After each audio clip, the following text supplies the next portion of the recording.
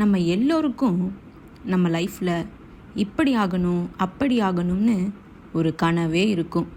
உதாரணத்துக்கு அரசு உத்தியோகம் கிடைக்கணும், இந்த படிப்பு தான் படிக்கணும், இப்படிப்பட்ட வேலைக்கு தான் போகணும், இந்த மாதிரி இவங்களை போலத்தான் வாழ்க்கை அமையணும் அப்படின்னு நம்ம ஒவ்வொருத்தருக்கும் ஒரு விதமான ஆசைகள் இருக்கும். ஆனால் ஏதோ சில காரணங்களாலேயோ சூழ்நிலைகளாலேயோ ஏன் எந்த காரணங்களும் சூழ்நிலைகளும் இல்லாமல் கூட நம்ம அவ்வளோ கஷ்டப்பட்டு அந்த விஷயத்துக்காக 100% உழைச்சிருந்தும் கூட நம்ம ஆசைப்பட்ட மாதிரி அந்த கனவுகள் நிறைவேறாமல் போயிடும் நம்ம வாழ்க்கையில். ஆனால் நம்ம வாழ்க்கையில் நம்ம ஆசைப்பட்டதை விட பெருசாக அடைவோன்னு எத்தனை பேர் நம்பியிருக்கோம்?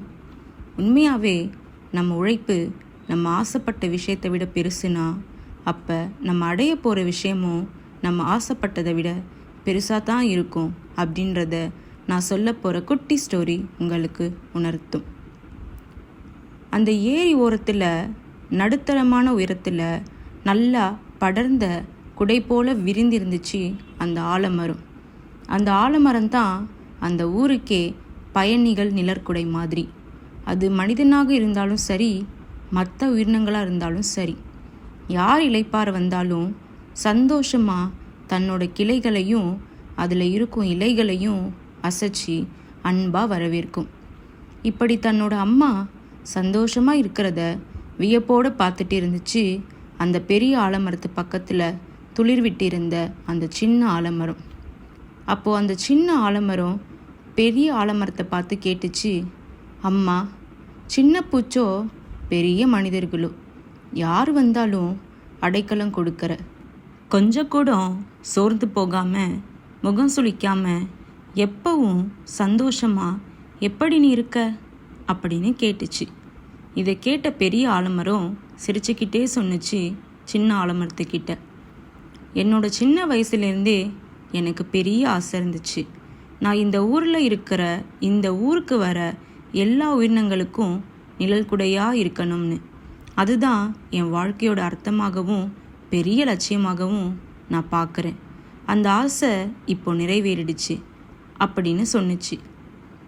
இதை கேட்ட அந்த சின்ன ஆலமரத்துக்கும் நாமும் நம்ம அம்மாவை போல பெருசாக உயர்ந்து விரிந்து வளரணும்னு இந்த ஊருக்கு மட்டும் இல்லாமல் பக்கத்து ஊர்லேயும் நம்மளோட வேற ஆழமாக பதிச்சு அங்கேயும் துளிர்விட்டு வளரணும்னு ஆசைப்பட்டுச்சு.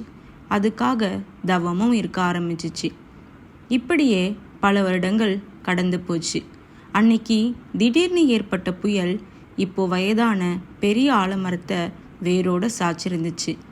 பக்கத்தில் பெருசாக பறந்து வளர்ந்திருந்த சின்ன ஆலமரம் தன் அம்மாவுக்கு இறுதி அஞ்சலி செலுத்திட்டு நம்ம தான் அடுத்த நிழல் குடையாக இருக்கணும் நம்ம அம்மாவை போல அப்படின்னு நினச்சிட்டு இருந்துச்சு. கொஞ்ச நேரத்திலே அங்கே வந்த மனிதர்கள் புயலால் நிறைய வீடுகள் சேதம் அடைஞ்சிருக்கிறதாகவும் அதை சரி செய்ய மரப்பலகைகள் தேவைப்படுறதாகவும் பேசிகிட்டு இருந்தாங்க. அங்கே வந்த மரம் வெட்டுறவங்க அந்த சாய்ந்த ஆலமரத்தை வெட்டி எடுத்துகிட்டு போனாங்க. கொஞ்ச நேரம் கழித்து அதே மரம் வெட்டுறவங்க இந்த சின்ன ஆலமரத்தையும் வெட்ட ஆரம்பித்தாங்க. இதை கொஞ்சம் கூட எதிர்பார்க்கல அந்த ஆலமரம். துண்டு துண்டாக்கப்பட்ட அந்த சின்ன ஆலமரம் மரம் விற்பவர் வீட்டுக்கு போச்சு. ஆனால் அந்த ஆலமரத்தை வாங்க யாருமே முன் வரலை. கொஞ்ச நாள் ஆச்சு, அது ஓரமாகவே கிடந்துச்சு. அன்னைக்கு திடீர்னு வந்த மழையால் எல்லா கட்டைகளும் நனைஞ்சு போச்சு. இதை பார்த்த அந்த மரம் விற்பவர் இனி இது எதுக்கும் உதவாதுன்னு குப்பையில் கொண்டு போய் போட்டார். 4 நாள் கழித்து அந்த மரக்கட்டைகள் எல்லாம் துளிர் விட்டுருந்துச்சு. இதை பார்த்த அந்த வழியில் போயிட்டு இருந்த மரக்கன்றுகள் விற்பவர் எல்லா கட்டைகளையும் வண்டியில் எடுத்துகிட்டு போய் சிறு சிறு துண்டுகளாக ஆக்கி அதை தனித்தனி செடியாக தொட்டியில் போட்டு வச்சார். கொஞ்ச நாளில் அங்கே இருந்த 100க்கும் மேற்பட்ட துளிர் விட்ட ஆலமர செடிகள் எல்லாம் விற்று போச்சு. பல ஊருக்கும், ஏன் பக்கத்து நாட்டுக்கு கூட அந்த செடி போய் சேர்ந்துச்சு. 7 வருஷம் கழித்து அந்த ஒவ்வொரு ஆலமர செடியும் இப்போ மரமாகி வளர்ந்து விரிந்து பல ஊர்கள்லையும் நிழல் குடையாக வாழ்ந்துட்டு வந்துச்சு. இந்த சின்ன ஆலமரம் மாதிரி தாங்க நம்ம வாழ்க்கையும். நம்ம ஆசைப்பட்ட ஒரு விஷயம் நம்ம வாழ்க்கையோட அர்த்தமே அதுதான் இருந்த அந்த ஆசை நிறைவேறினா கூட நமக்கானது நமக்கு கண்டிப்பாக வந்து சேரும். அது நம்ம ஆசைப்பட்டதை விட பெருசாகவும் நிலைத்தும் இருக்கும் அப்படின்றத என்னைக்கும் நினைவில் வச்சுக்கோங்க. உங்கள் உழைப்பு ஒருபோதும் வீண் போகாது. ஏன் தெரியுமா? உழைத்தவர் கையில் தான் உலகம் எப்பவும் நிலைத்து நிற்கும்.